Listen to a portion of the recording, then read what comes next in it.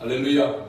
오늘 여호와께 헌신, 지난주에 이 제목으로 말씀을 드리겠다라고 이렇게 약속한 대로 여호와께 헌신이라는 이 말씀으로 함께 은혜를 나누고자 합니다.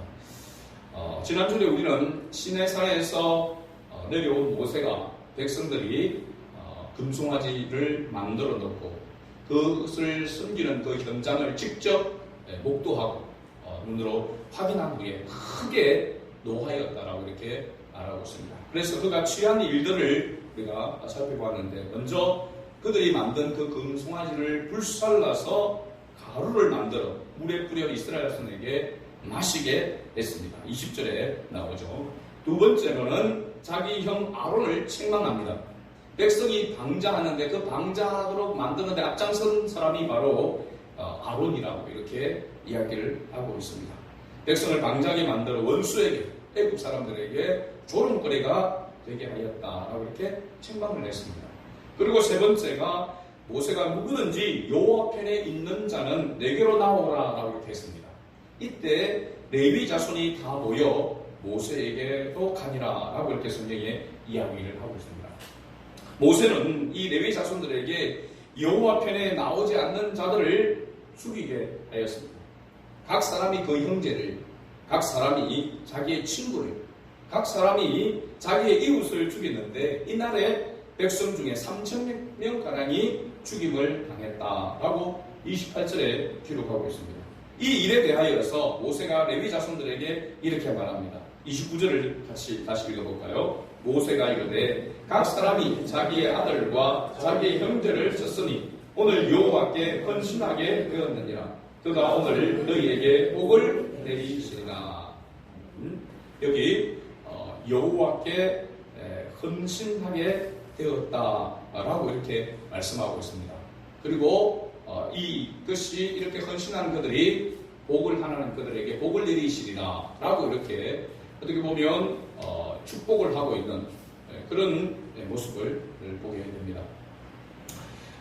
정말 아이러니하게 이 레위 자손들이 자기의 아들, 그 위에는 아들까지는 이야기하고 있지 않습니다. 이문에서 전문까지 왕래하며 각 사람이 그 형제를, 각 사람이 자기의 친구를, 각 사람이 자기의 이웃을 죽였다라고 이렇게 이야기하고 있는데 29절에는 뿐만 아니라 각 사람이 자기의 아들과 자기의 형제를 쳤으니 라고 이렇게 말하고 있습니다. 자기의 아들, 자기의 형제, 자기의 친구, 자기의 이웃들이 여호와 편에 서지 않고 계속해서 그들이 만든 우상을 섬기겠다라고 했을 때에 모세는 레위 자손을 통해서 그들을 죽이도록 한 것입니다. 생각해보면 이런 비극이 어디에 있겠습니까? 자기 자녀를 죽이고, 자기 형제를 죽이고, 자기 친구를 죽이고, 자기 이웃을 죽이는 이 일에 쓰임을 받았다고 하는 겁니다. 그런데 모세는 이것이 여호와께 헌신되었다라고 그렇게 이야기를 하고 있는 거죠. 그래서 이 여호와께 헌신이 도대체 무엇이길래 이렇게까지 했는가? 그리고 그것을 잘했다고 이야기를 하고 있고 복을 받을 것이라고 이야기를 하고 있는 것입니다. 여기 헌신이라고 하는 단어를 직역하면은 너희 손을 채우라라고 하는 것입니다. 너희 손을 채우라. 이 말은 뭐냐면 의역을 하면은 제사장의 직분을, 제사장 역할을 감당할 것이다 라고 이렇게 말합니다. 그렇죠? 레위 지파, 이 레위 지파의 후손들을 통해서 뭐가 세워집니까? 제사장 직분을 감당하게 되어지죠.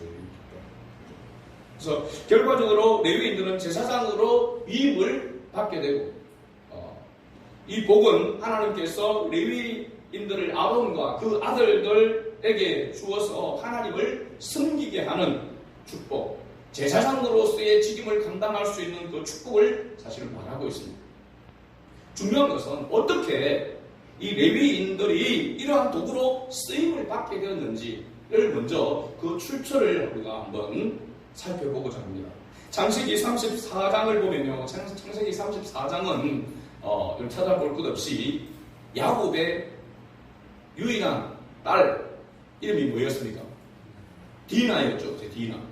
디나가 히위 족속 하몰의 아들 세겜 주장 세겜에 의해서 강간을 당하는 사건이 벌어지게 되죠. 이 엄청난 불행한 사건을 통하여서 34장에 보면 비극이 일어나게 됩니다. 그 비극의 가운데 보면 특히 시므온과 레위, 야곱의 아들이죠. 야곱의 아들 가운데서 레위의 아들들입니다. 디나도 레아의 아들이죠. 레아의 자녀 가운데서의 딸이 바로 디나입니다. 그러니까 다른 라헬이나 그의 종들에 의해서 태어난 그런 자녀들보다도 가장 안타까운 사람들이 바로 이 르우벤을 비롯해서 시므온과 레위라고 할 수 있습니다. 유다도 물론 마찬가지입니다.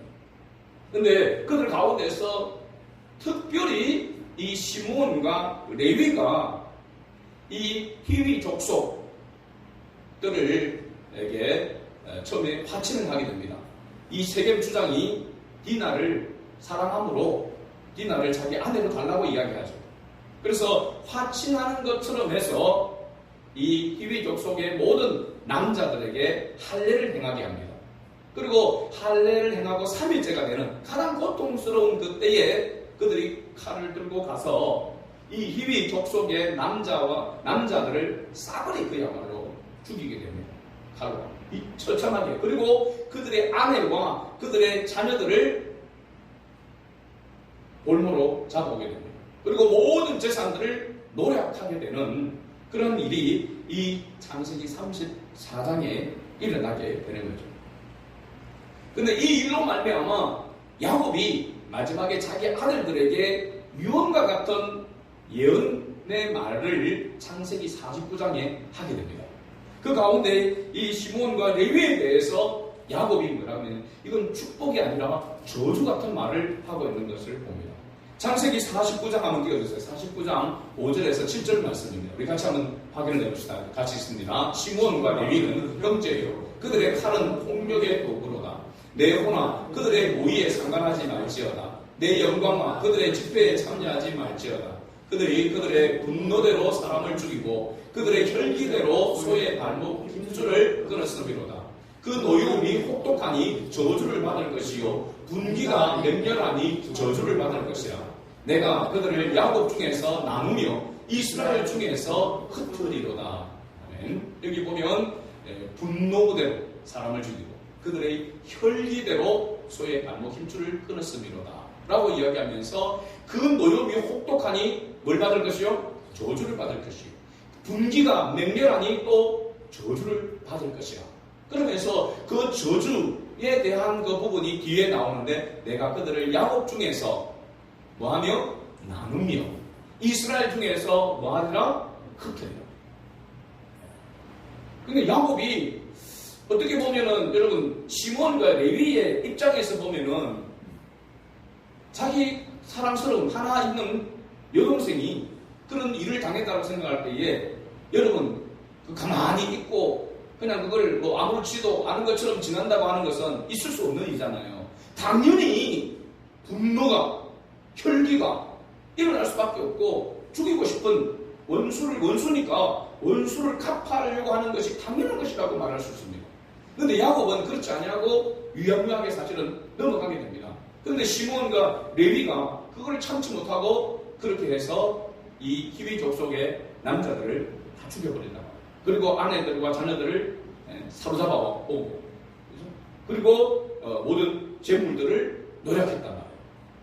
그 부분에 대해서 야곱이 마지막에 죽기 전에 이 시므온과 레위에 대해서 예언하는 유언과 같은 예언인데 축복한다는 예언이 아니고 뭡니까? 저주를 하는 그런 말을 하고 있는 것입니다.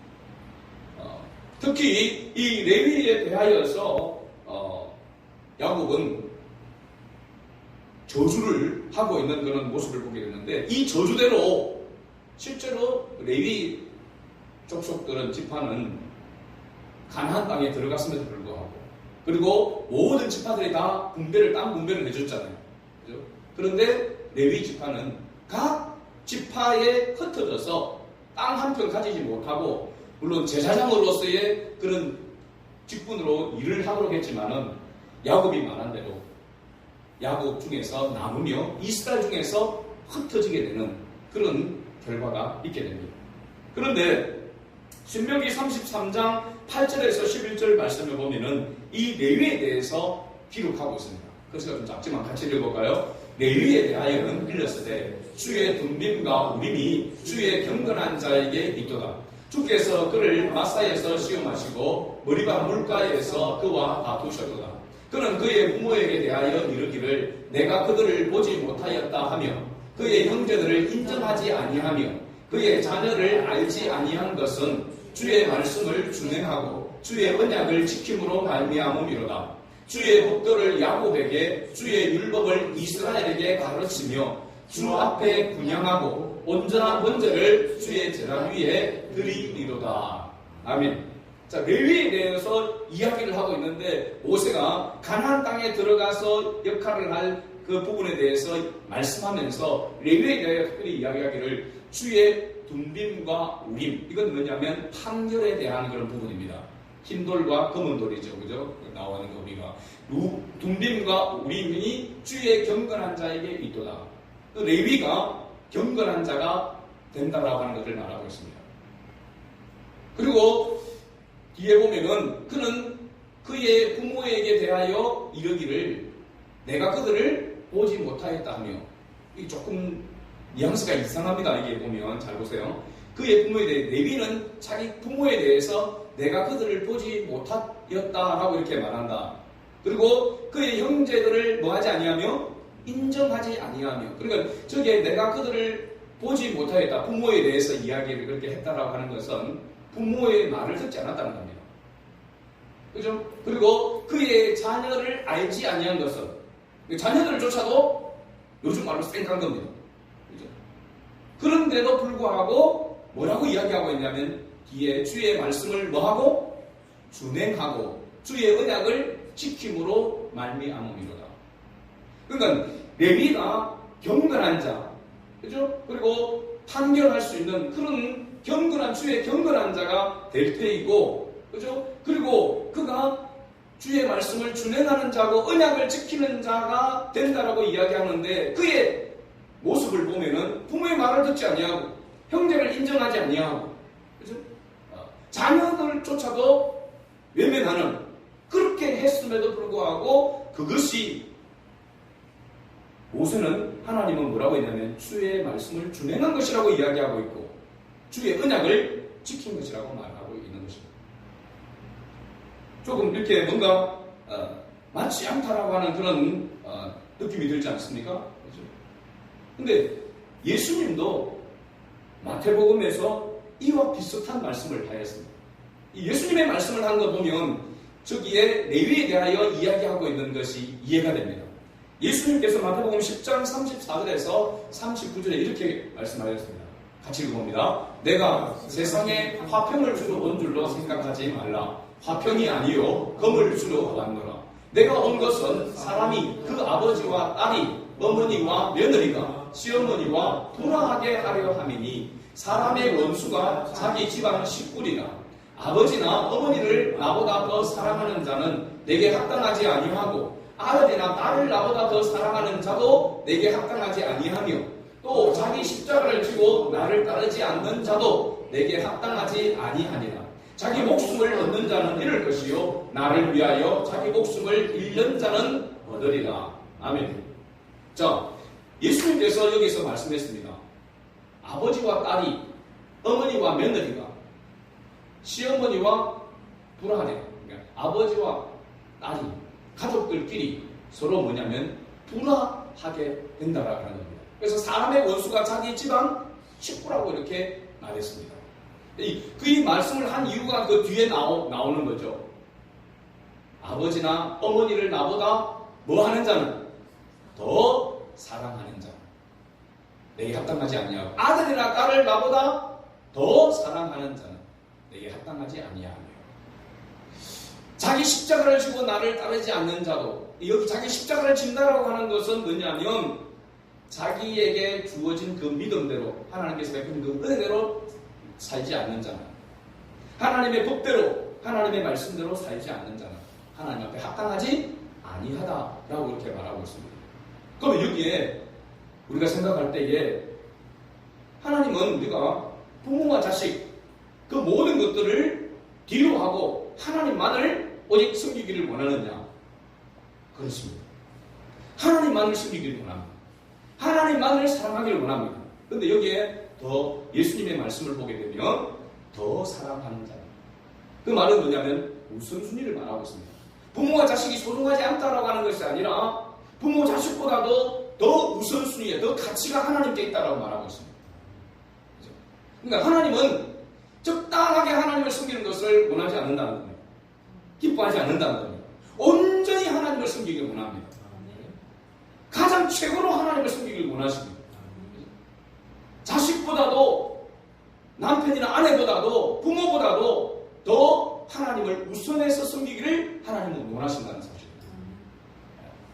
어떻게 생각하면 하나님이 뭐 완전 독재자보다도 더한 것처럼 보입니다. 오직 하나님만, 오직 하나님을 최고로 그렇게 섬기기를 하나님 원하십니다. 사랑하기를 하나님 원하신다는 겁니다. 왜 하나님께서 그렇게 하셨을까요? 왜 그걸 요구하고 있을까요?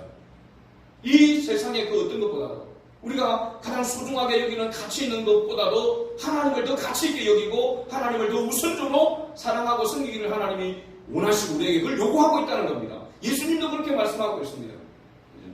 그렇게 했기에 레위 자손이 칭찬을 받은 겁니다.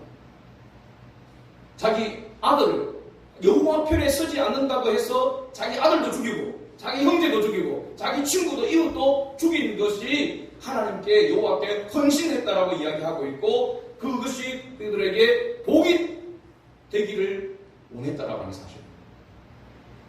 어떻게? 너무 가혹하지 않습니까? 너무 우리가 지나치다고 생각할 수 있지 않겠습니까? 그런데 왜 하나님께서 그걸 우리에게 요구하고 있냐 말입니다. 이스라엘 백성들에게만 아니라 오늘 우리에게도 동일하게 이걸 원하고 있습니다. 하나님. 이유가 뭡니까? 왜 우리가 자식보다도 부모보다도 형제보다도 친구보다도 하나님을 더 사랑하고 하나님을 더 우선으로 여기야 하느냐는 사실입니다. 왜 우리가 다른 것보다도 하나님 앞에 예배하는 이것을 가장 중요하게 여기야 하느냐는 사실입니다. 이유가 뭘까요? 하나님은 우리에게 아무것도 주시지 않고 그렇게 하라고 말씀하지 않습니다. 하나님은 우리에게 이 세상에 자식보다도 부모보다도 형제보다도 더 가치 있는 걸 우리에게 주셨기 때문에 하나님을 가장 우선으로 섬기라고 말하고 있는 것이지 그렇게 하지 아니하고 하신다면은 김정은보다도 더한 거죠. 그렇잖아요. 하나님께서 우리에게 뭘 주셨습니까? 자신을 주신 것입니다. 독생자라고 이야기하지만 하나님 자신이 신이 사람의 몸을 입고 하나님이 사람의 몸을 입고 사람의 몸을 입고 우리를 위해서 희생의 제물이 되신 분이 예수님이시지만 그 예수님 곧 하나님이시잖아요. 하나님 자신을 희생 제물로 다시 말하면 헌신 여호와께 제물로 바쳐졌기 때문에 하나님께서 우리에게 그걸 요구하시는 겁니다. 너희는 내가 피로 값주고 예수의 피로 값주고 산 존재다. 너희는 너희 것이 아니라 하나님의 것이다. 나의 것이기 때문에 나의 자녀이기 때문에 나의 자녀로 삼기 위해서 내가 대신해서 너희를 위해서 죽었기 때문에 너희는 나의 것이다. 그러니까 당연히 이 세상에 부모보다도 자식보다도 남편보다 아내보다도 더 나를 우선으로 섬겨야 한다라고 말하고 있는 것입니다. 맞습니까? 틀립니까? 왜 우리가 자녀의 일보다도 다른 어떤 세상의 그 일보다도 하나님의 일에 더 우선을 두고 하나님을 예배하고 하나님의 찾는 것을 우선으로 해야 되는지에 대해서 우리가 분명한 인식이 있어야 됩니다. 이걸 가지고 있는 자가 믿음이 있는 자입니다. 이 믿음이 있는 자가 하나님을 예배할 수 있는 것입니다. 자, 그래서 이 말씀이 이해가 되어지고 풀이가 되는 겁니다. 설명이 되어지는 겁니다. 레위 자손이 한 일들이 칼로서 자기 아들을, 자기 형제를, 자기 친구를, 자기 이웃을 죽였음에도 불구하고 그것이 여호와께 헌신한 것이다. 제사장으로 들어질 수 있는 그 복을 받을 것이다 라고 이야기를 하고 있는 것입니다. 하나님보다도 우선이었기 때문에. 다시 본문으로 돌아가서 여호와께 헌신되었다라고 하는 것은 그들이 스스로 레위 자손들이 그렇게 한 것이 아닙니다. 어떻게 보면은 헌신하게 되었느니라 라고 이야기하고 있는 것은 수동적인 그런 의미입니다. 자기들이 자발적으로 그렇게 한 것이 아니라 그렇게 할 수밖에 없도록 밀어서 그렇게 하도록 만든 것입니다. 수동적으로 되는 것이라고 말할 수 있습니다. 그래서 이 헌신이라고 하는 단어와 똑같은 의미로 사용되어지는 단어가 있습니다. 그게 바로 뭐냐면 출애굽기 28장 41절의 말씀을 봅니다. 출애굽기 28장 41절 말씀 있나요? 없나요? 출애굽기 28장 41절 말씀 들어가 앞으로 넘겨가야 됩니다.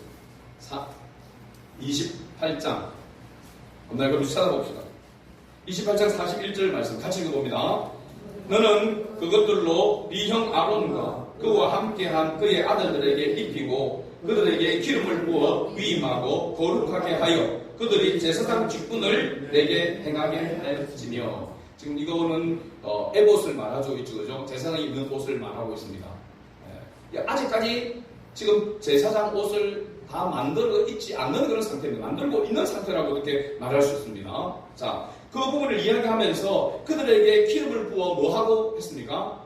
위임하고 위임. 여기 위임이라고 하는 단어가 바로 헌신이라고 하는 단어와 같은 단어입니다. 같은 단어. 그래서 그러니까 위임했다라고 하는 것은 뭡니까? 그 모든 권세와 권위와 권능에 대한 그 모든 것들을 맡겼다라고 하는 겁니다. 그래서 우리가 마태복음 28장에 예수님께서 우리에게 대위임 명령이라고 이야기하잖아요. 너는 가서 모든 족속으로 제자를 삼아라고 하는 그 명령은 우리에게 예수님께서 하나님의 자녀가 된 예수님의 제자가 된 우리에게 하나님께서 그 사명을 위임했다, 맡겨줬다라고 하는 겁니다. 그래서 이 위임이라고 하는 것 자체가 내가 스스로 그것을 바른 것이 아니라 그렇게 떠넘겨줘서 맡겨진 것을 이야기하고 있는 겁니다. 그러니까 여호와께 헌신하게 되었느니라라고 하는 것은 레위 족속이 자기들이 무슨 공로가 있고 자기들이 무슨 의의가 있어가지고 그게 위임해 준 것이 아니라 맡겨준 것이 아니라 하나님께서 일방적으로 그들에게 주신 것입니다. 하나님 그렇게 말씀하셨고 그렇게 약속하셔서 주신 것입니다. 이 모습이 이렇게 여호와께 헌신, 여호와께 위임, 여호와께서 위임해 주신 이것은 저와 여러분들이 받은 은혜와 정확하게 동일한 모습입니다.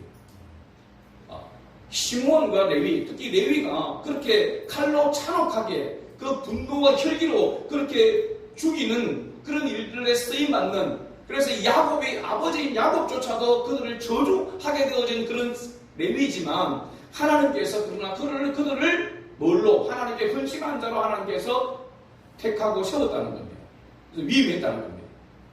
이 말을 받으면 우리가 예배소의 말씀을 빌리면 허물과 죄로 죽었던 일을, 그러니까 우리가 기도할 때 죽을 수밖에 없는 것이 아니라 이미 성경 우리에게 예수 믿기 전에 예수님이 아니고서는 허물과 죄로 죽었다고 했습니다.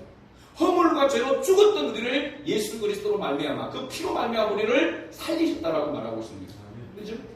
그러니까 레위가 그렇게 잔혹하게 쓰임받는 그런 도구였던 그가 여호와께 헌신하는 자로 제사장으로서 드러질 수 있는 그런 복을 받은 것처럼 우리가 허물과 죄로 죽었던 뒤 마땅히 지옥에 떨어져야 될 우리가 예수님의 피로 말미암아 하나님 앞에 드러질 수 있는, 또 하나님의 일을 위임받은 자가 되었다고 하는 사실입니다.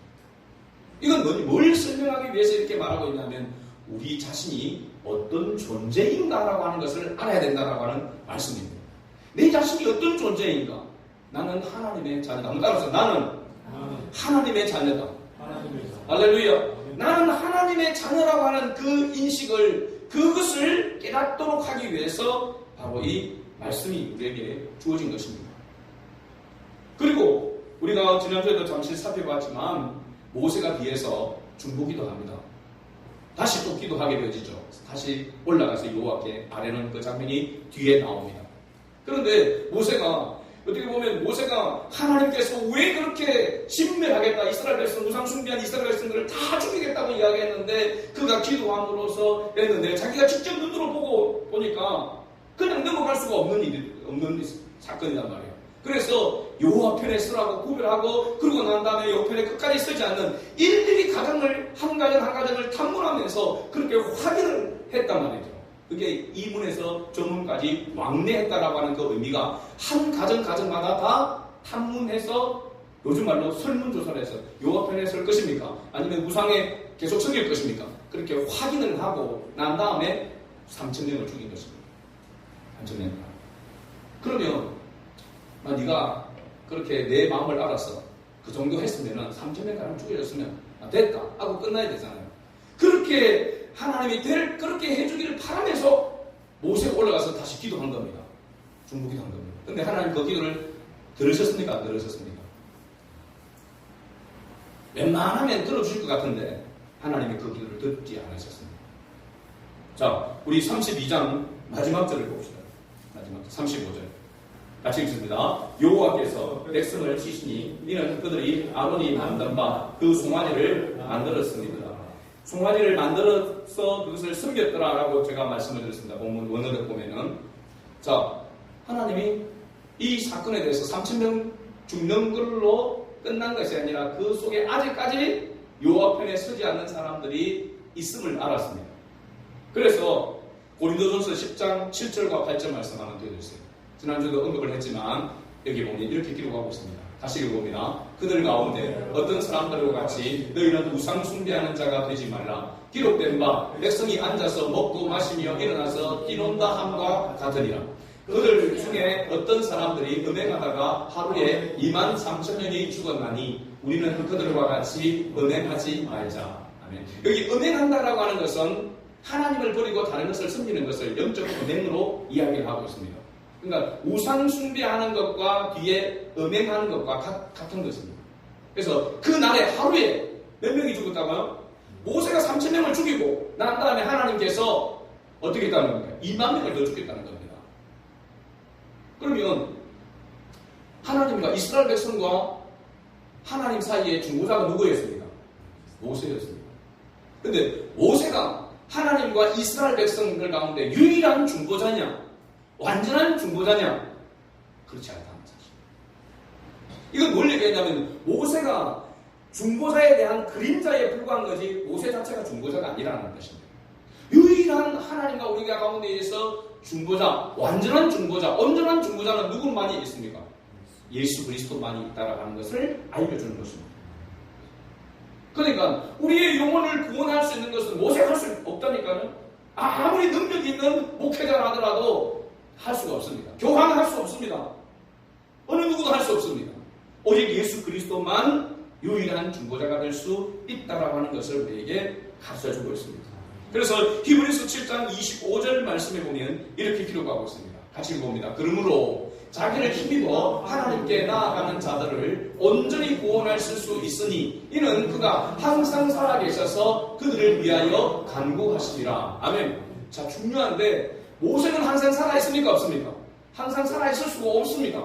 근데 그가 항상 살아계셔서 누구를 말합니까? 그가 예수 그리스도를 말하고 있습니다. 그죠? 예수 그리스도만이 하나님과 우리 사이에 유일한 중보자가 되시고 지금도 우리를 위하여 뭐 하시느니라? 간구하시느니라 라고 이렇게 말하고 있습니다.